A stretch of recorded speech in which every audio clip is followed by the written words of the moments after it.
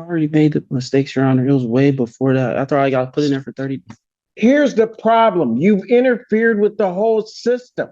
That's the problem. You should have never done any of this. Dad, don't do it.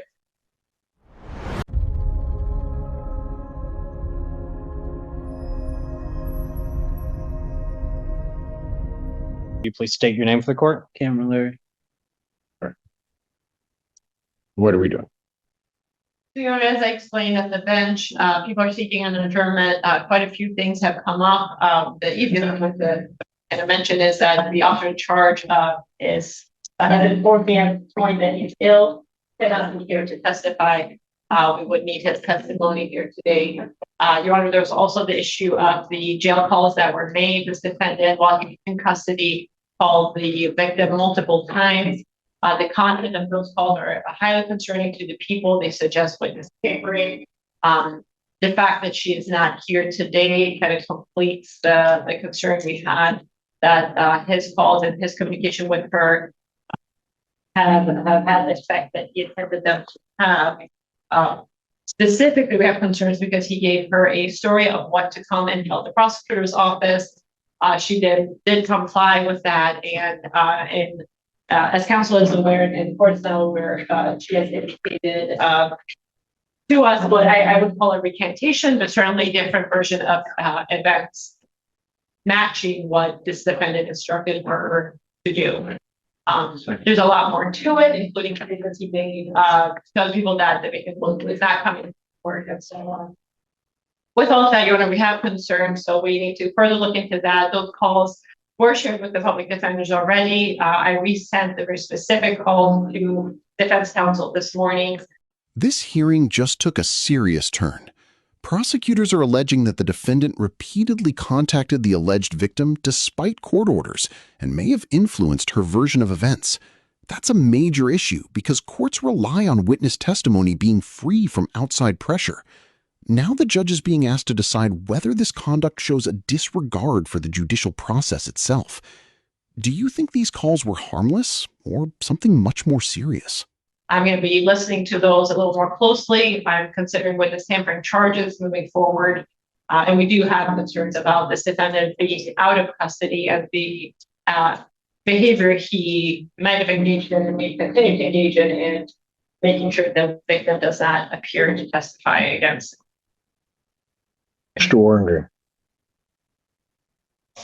With respect to the people's adjournment request, at this time, we have no objection to that. Okay. And I had an opportunity to speak with my client, Mr. Larry, and Mr. Larry Sr., who is present in court today. Miss Larry was here earlier, and both of his parents really have been calling off work, making every effort to be at all of their sons' court dates. I recall that the last time he was here, they were here. I recall that. Okay. And in addition to that, I know back on April 27th, Miss Larry wrote a character letter to the court, which I know the court can't consider at this juncture. However, that was sent to counsel, and I reviewed that. And Miss Larry speaks highly of her son. And I think, you know, insofar as Mr. Larry's at a fork in the road, they are committed to make sure he takes the right path and comes out of this continuing the positive work he was doing before arrest in this case. And I would note that this is Mr. Larry's first interaction with the criminal justice system as far as I can see on his criminal history. When he was released from custody after spending about 30 days in jail, he was placed on home confinement and lives at home with both of his parents. During the time he was in custody, you know, he had to deal with the consequences of being in custody, which included losing his job. His parents want him to get a new job. And I talked to Mr. Larry about essentially scheduling an interview, talking to his tether agent, and seeing if there can be an accommodation made for him to go and do an interview, which I know, you know, if that needs to be done by stipulation or order, I know it's something that has been accommodated in the past. Mr. Larry's enrolling in school. He's Washtenaw County Community College for either CDL, HVAC licensure, but he's trying to get higher education. And I think since he's been out on home confinement, he's certainly not been violating the court's orders. Well, but the problem is I don't know that. That's my great difficulty. When I talked to Mr. Larry's parents, I was very specific about what the court's orders are, including no contact and what no contact means. They ensured me that they're not going to let it happen under their roof. And as far as he's on home confinement, I mean, what they relayed to me is essentially the court's home confinement tether at this point is he'd be on home confinement anyway. They're making sure that he's staying on the right path. They don't want him to end up in jail or, at the end of this case, to be worse off than he was coming into it. So I'm going to ask the court respectfully to consider continuing his bond at this time. Come back on the next date. I've already talked to Ms. Tana about resolving this case. I'm going to talk to my client at length about resolving this case, which, what we pondered does entail further court supervision. But as far as abiding by the court's orders, Mr. Larry and his parents are going to make sure that continues. My difficulty is that I believe that his parents have all the best intentions of the world and are probably the most disappointed by all of this. But I myself am very disappointed when I find as I told you, counsel at the bench, I gave him a huge break the last time in letting him out, knowing that there were phone calls. This is the moment where frustration inside the courtroom becomes impossible to ignore. The judge is no longer focused only on the original allegations. He's now questioning whether the defendant can be trusted while out on bond. In many cases, bond is built on confidence that a defendant will follow court orders. Once that trust starts to disappear, the entire conversation shifts. Would you still give someone another chance after hearing these concerns? That's come back in certain respects to bite me because I now know that these weren't just, not to minimize them necessarily, but not just context to the alleged victim saying whatever. He was to manipulate the system. I don't even know what's going through his head. Scared. Well, he should be, because he's got me right now. He should be scared. Because the grand reality of it is that I can't trust you to be out. I don't know what you're doing. Understand what I have here. I let you out. I gave you the opportunity. You create some story that the victim, no.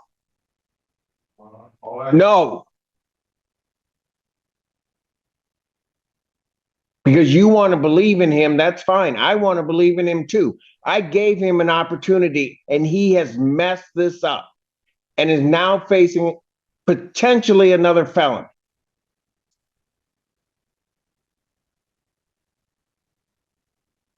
And I don't know that you even understand that, young man. No, you don't. Why would you put yourself in a position to pick up another felon? You weren't even supposed to be communicating with this person at all.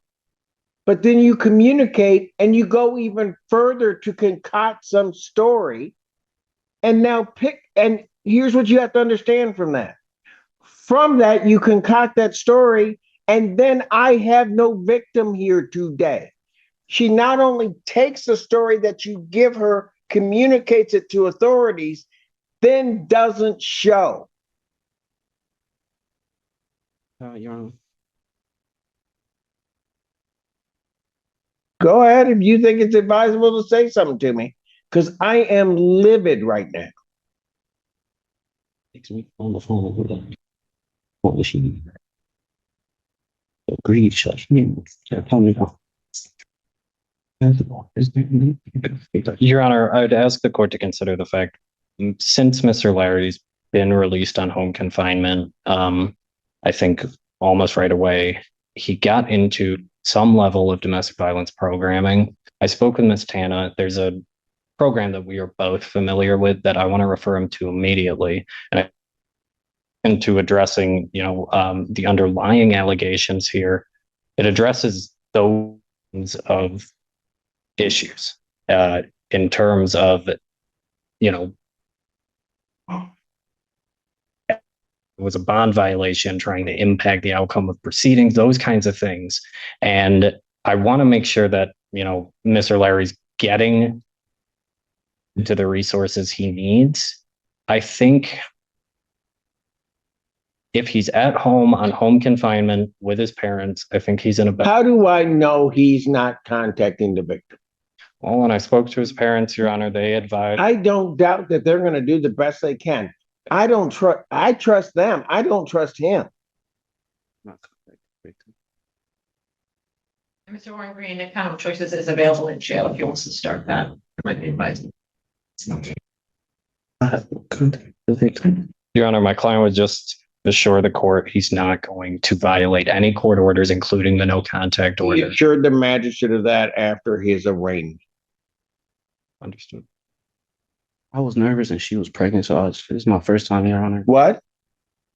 Your Honor, I think my client's expressing that it is his first interaction with the justice system. He was nervous about the ultimate outcome of this case. It's a big. What confusion do you have of do not contact this person? I don't think it's confusion, Your Honor. He admits to violating the court's orders with respect to the no contact order.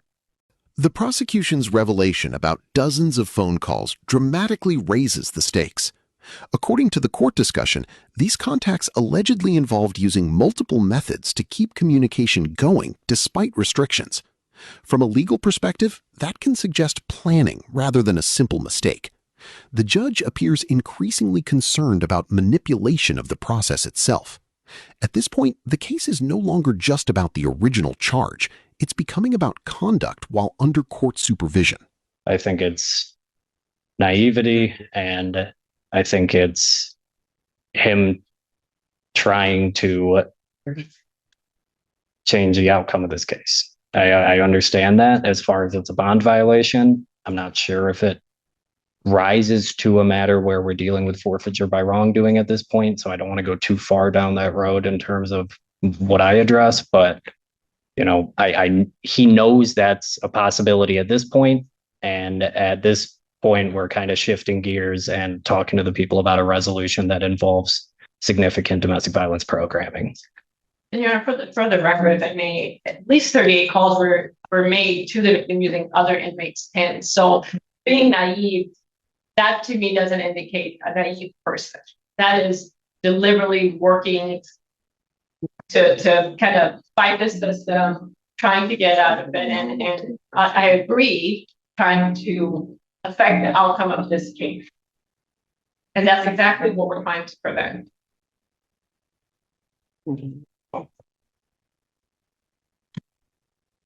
And see, it's that behavior why I can't trust you. Understand her. Because I don't have a doubt your parents are going to put everything they can possibly put in place to try to make sure you don't mess this whole thing up. But we do the same thing in the jail by giving you a PIN number. And what do? You try to circumvent and go around that whole thing. Then you try to concoct some story, and that comes back. And now you're going to potentially face another felony, as well as proceed without the victim on this case. You don't even begin to understand what the heck you've done. And if you had just stuck by the rules, we wouldn't even be in this boat. I don't need to have this conversation with you. I don't need to try to make sure that the victim in this case can proceed with this case if that's what she so chooses to do.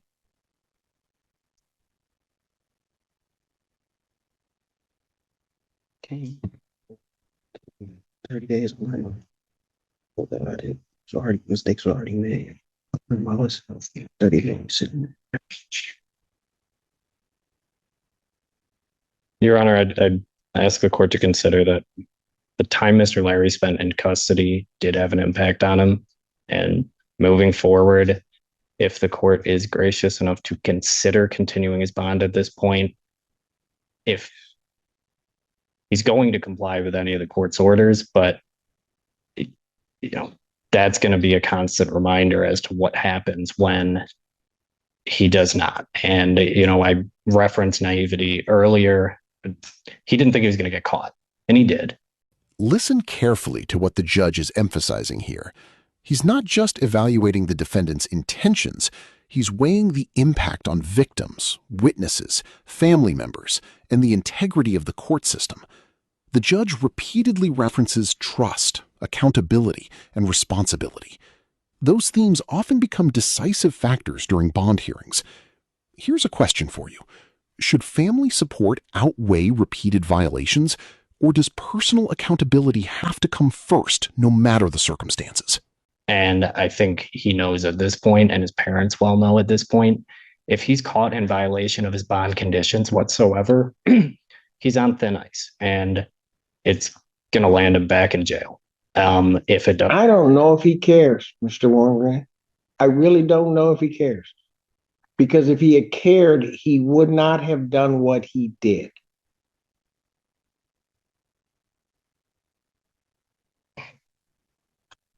Your Honor, he's been working on himself a lot. This arrest, hopefully, in the long run, going to be the biggest turning point in his life. And that's his sentiment he's expressed to me this whole time. He's got two people that really care about him, that are really going to make sure that he stays on the right track if the court's gracious enough to continue his bond at this point.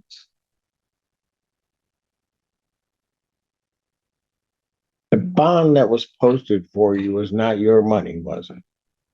No, sir. It was your parents' money. My brother and my sister.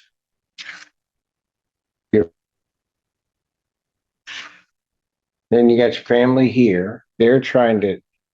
Everybody's trying to do everything for you except you.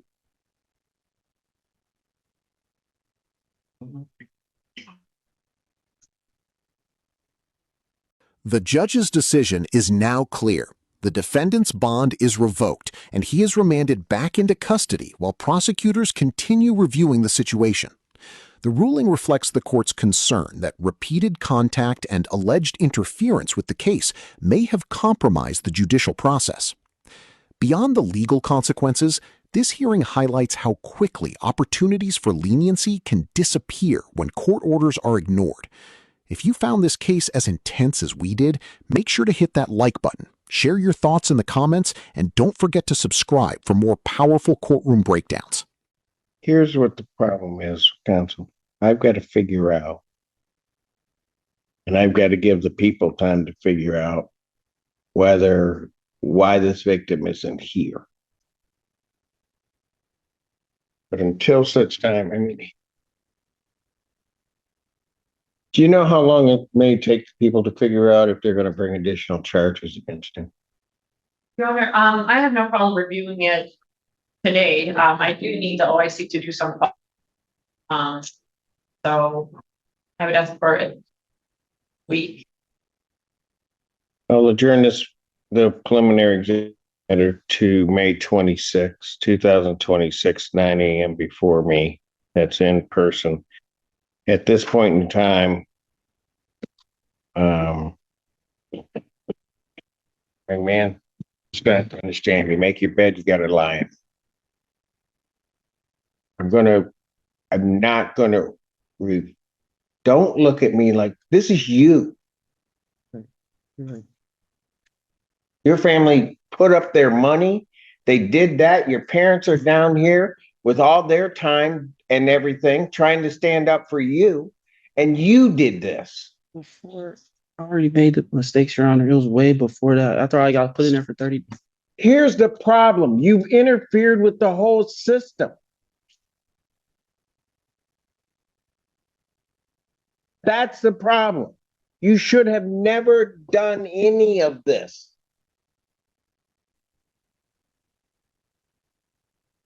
Ever. So if the people would do that, review it, get in touch with counsel, but this time I'm going to revoke his bond. Defendant's remanded. I will consider his release if the people can figure out exactly where they're going to go with this and have the OIC. I'd ask them to hurry up and do it. I don't want to leave him in jail, but he's made his bed and that's where he is now. But I got to figure out that everybody else in this whole system is safe, not just you. You can take it. Dad, don't do it. Thank you, Your Honor. Thank you, Your Honor.